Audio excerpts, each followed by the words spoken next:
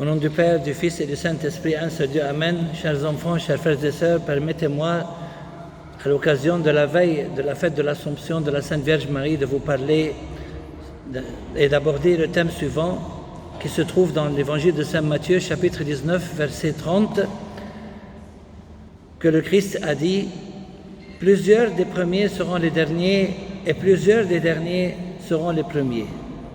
Et comme vous le savez tous et toutes, que la Sainte Vierge Marie, elle était toute pauvre, elle faisait partie des derniers, mais Dieu l'a honorée, elle est devenue parmi les premiers si elle n'était pas la première de tous les premiers. Permettez-moi de vous donner quelques exemples de la Bible et de l'histoire de l'Église sur des gens qui étaient les derniers et qui sont devenus les premiers, et d'autres qui étaient les premiers, mais malheureusement qui sont devenus les derniers. On va essayer de prendre à peu près 24 exemples bibliques et de l'histoire de l'Église. Par exemple, les rois mages qui sont venus pour adorer Jésus avec leurs cadeaux, l'or, l'encens et la myrrhe, ils étaient parmi les derniers. Ils ne faisaient pas partie du peuple de Dieu, mais Dieu les a acceptés, ils sont devenus parmi les premiers. Deuxième exemple, les nations qu'on appelle aussi les païens. Nous faisons partie des païens ou des nations parce que nous ne sommes pas d'origine juive.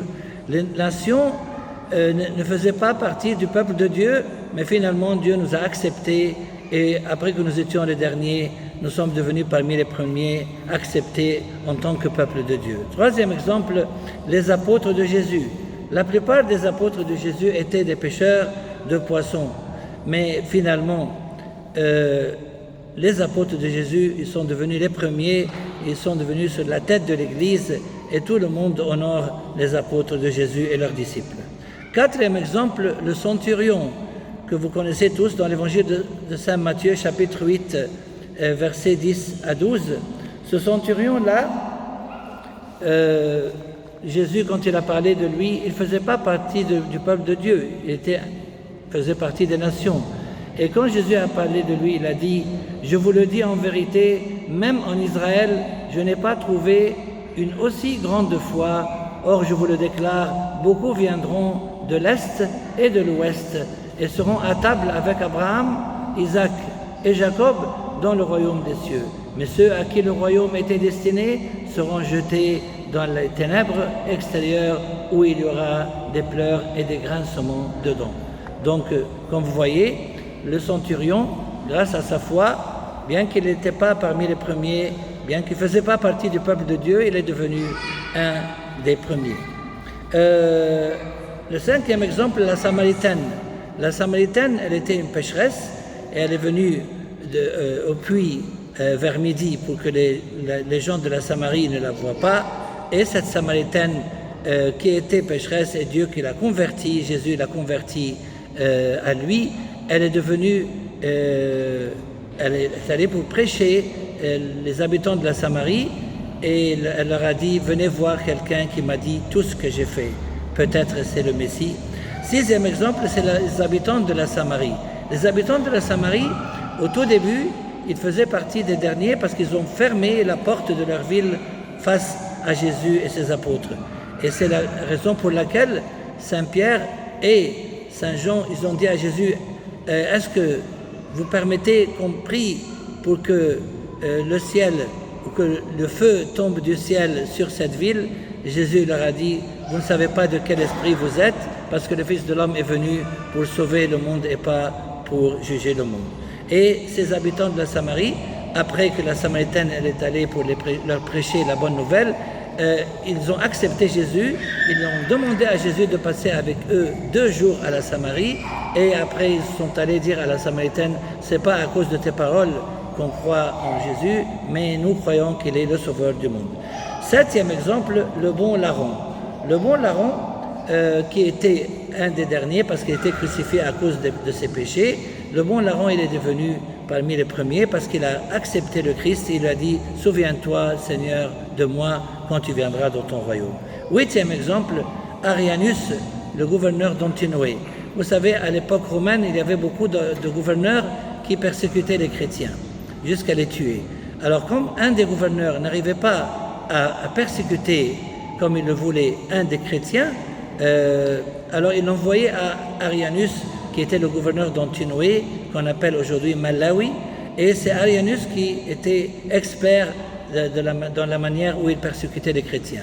Ce gouverneur qui s'appelle Arianus, il s'est converti au christianisme, il a accepté Jésus comme son sauveur, et il est devenu un grand saint dans l'Église, et on lui a fait 2 fêtes dans l'Église.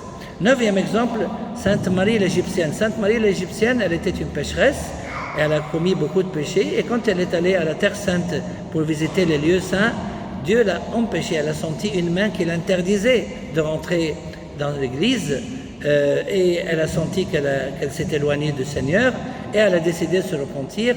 Elle est allée au désert, et elle a passé toute sa vie en tant qu'ermite, jusqu'à Sainte Zosime, le prêtre, il est venu à ses derniers jours pour lui donner la communion avant de mourir. Donc Marie l'Égyptienne, elle faisait partie des derniers. Elle a commencé en tant que pécheresse, mais finalement, elle est devenue une grande sainte, et vous pouvez trouver son histoire et sa biographie même sur Internet. 10e exemple, Zachée, le collecteur d'impôts. Zachée, il a été un collecteur d'impôts, il était quelqu'un d'injuste, il prenait l'argent des gens et peut-être il était injuste avec eux et envers eux.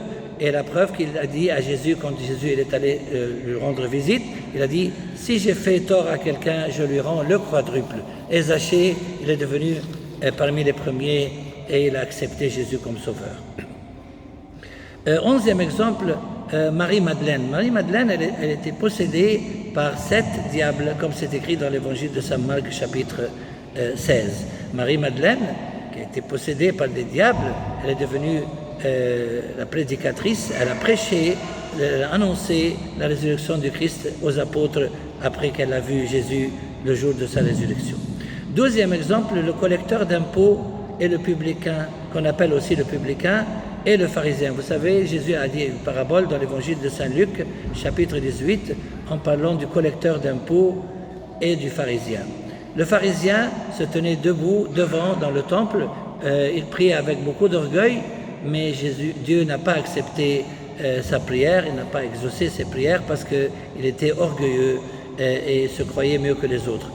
Pourtant, le publicain ou le collecteur d'impôts se tenait au bout du temple et il ne pouvait même pas lever sa tête pendant sa prière. Il a demandé à Dieu une seule prière, « Seigneur, aie pitié de moi, moi, pauvre pécheur ». Et Jésus a dit à la fin de la parabole que le publicain ou le collecteur d'impôts, ses prières ont été exaucées par celles du pharisien. 13e exemple, la cananéenne dans l'évangile de Saint Matthieu, chapitre 15, verset 28. Cette cananéenne, elle avait une fille possédée par des diables et elle est venue pour demander à Jésus de guérir sa fille. Et Jésus, il a commencé à examiner sa foi en lui répétant ce que les Juifs disaient des Cananéens, qu'il ne faut pas que les miettes qui tombent de la table des maîtres soient données aux chiens. Ça ne veut pas dire que Jésus l'a insulté, mais il a répété ce que les Juifs disaient des Cananéens. Et elle a prouvé sa foi et sa modestie en disant à Jésus, et les chiens aussi acceptent de manger les miettes qui tombent de la table de ses maîtres. Et c'est la seule personne que Jésus lui a dit à la fin de cette rencontre, femme, ta foi est grande. Il ne l'a jamais dit à aucun de ses fidèles, mais il l'a dit à la Cananéenne. 14e exemple, Saint Moïse le Noir. Saint Moïse le Noir au début, il était parmi les derniers, il était chef de brigands, mais après qu'il s'est repenti, il s'est converti au christianisme, il s'est baptisé, et après il est devenu un grand moine, et il avait 500 moines sous son autorité, sous sa direction. Saint Moïse le Noir, il est devenu un des grands saints du repentir dans l'histoire de l'Église. 15e exemple, pareil à Saint Moïse le Noir, Saint Augustin. Saint Augustin, au début, il faisait partie des derniers.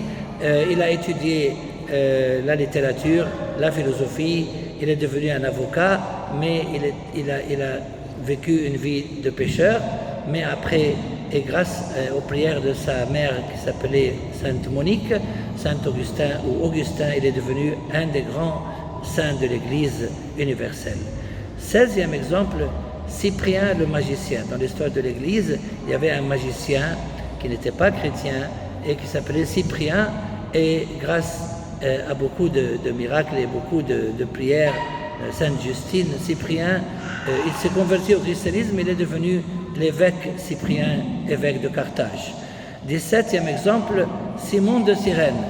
Lors du chemin de la croix de Jésus, il y avait les soldats qui suivaient Jésus et qui le guidaient vers le Golgotha pour être crucifié.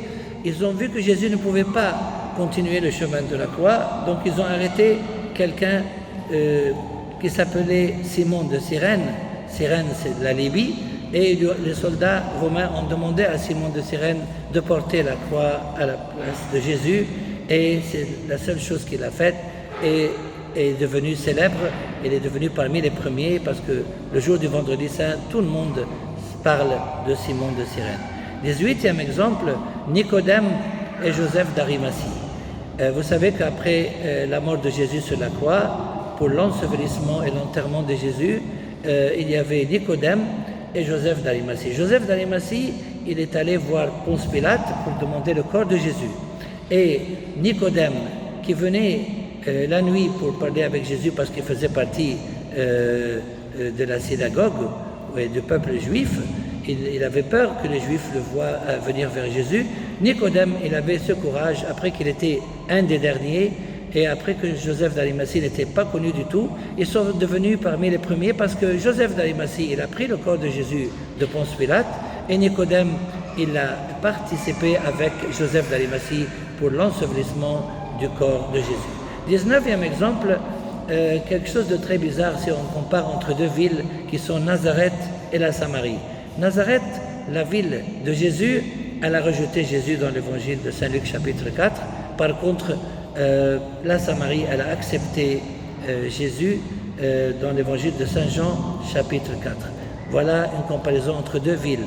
Nazareth, son pays natal, a rejeté Jésus. Par contre, la Samarie, elle l'a accepté. 20e exemple, la pécheresse à la maison de Simon le pharisien. Ça, on le trouve dans l'évangile de Saint Luc chapitre 7. La pécheresse à la maison de Simon le pharisien, si vous suivez un peu le texte, Simon le pharisien, il a mal jugé la Samaritaine parce qu'elle était pécheresse, mais Jésus, il lui a fait 3 reproches. J'aimerais bien vous les dire ensemble. Dans l'évangile de Saint Luc, chapitre 7. Au début, Jésus lui a dit, tu vois cette femme, parce que Simon le pharisien, il a jugé cette pécheresse, comment elle a osé toucher les pieds de Jésus, elle avait versé ses larmes sur ses pieds, elle avait séché les pieds de Jésus avec ses cheveux. Alors Jésus, il a dit, Simon, il lui a dit, tu vois cette femme, je suis rentré dans ta maison et tu ne m'as pas donné d'eau pour me laver les pieds. Ça, c'est la première reproche. Mais elle les a mouillés de ses larmes, elle les a essuyés avec ses cheveux. Deuxième reproche, tu ne m'as pas donné de baiser. Mais elle, depuis que je suis entré, elle n'a pas cessé de m'embrasser les pieds. Troisième reproche, tu n'as pas versé d'huile sur ma tête, mais elle a versé du parfum sur mes pieds. C'est pourquoi, je te le dis, ses nombreux péchés ont été pardonnés, puisqu'elle a beaucoup aimé, mais celui à qui l'on pardonne peu, aime peu. Voilà Simon le pharisien, qui se croyait parmi les premiers. Jésus lui a fait 3 reproches, et il est devenu parmi les derniers. Par contre, la pécheresse, elle est devenue parmi les premiers. 21. Le fils prodigue et le fils aîné, vous le trouvez dans l'évangile de Saint Luc chapitre 15. Le fils prodigue, il s'est repenti, il est retourné vers la maison de son père et vers son père. Par contre, le fils aîné, il était jaloux, il ne s'est pas réjoui du retour de son frère et il a fait des reproches à son père. Donc, ce fils aîné, il a été considéré parmi les derniers. Par contre, celui qui est le fils prodigue, il était parmi les derniers, il est devenu parmi les premiers. 22e exemple, la parabole du riche et Lazare le pauvre. Vous trouvez cette parabole dans l'évangile de Saint Luc, chapitre 16. Le riche, il se sentait parmi les premiers, mais il ne donnait même pas des miettes au pauvre Lazare qui était à ses pieds, à côté des chiens. Par contre, le pauvre Lazare, quand il est mort, c'est écrit que Lazare, il fut emporté par les anges. Mais le riche, on n'a jamais entendu qu'il fut emporté par les anges. Et quand les deux sont morts, Lazare, le riche, il a supplié notre père Abraham d'envoyer Lazare pour sécher ou pour mouiller sa bouche parce qu'il était souffrant. Et Abraham, il a dit, mon fils, rappelle-toi que toi, tu mérites ta punition, par contre Lazare mérite sa récompense. Donc le pauvre Lazare, qui était parmi les derniers, il est devenu parmi les premiers, et par contre le riche qui était parmi les premiers est devenu parmi les derniers. Le 23e exemple, c'est Judas Iscariote et Matthias l'apôtre. Judas Iscariote, qui faisait partie des 12 apôtres, qui était parmi les premiers, il a été refusé par Dieu parce qu'il a renié Dieu, il a trahi Jésus, il est devenu parmi les derniers, il est mort dans sa trahison, dans son péché, et il fut remplacé par l'apôtre Matthias qui a fait partie des 12 apôtres. Donc Matthias, qui n'était pas connu du tout, est devenu parmi les premiers, et Judas, qui faisait partie des 12 apôtres, non seulement il a fait partie des derniers, c'est pire que les derniers, il faisait partie de rien du tout parce qu'il est mort dans ses péchés.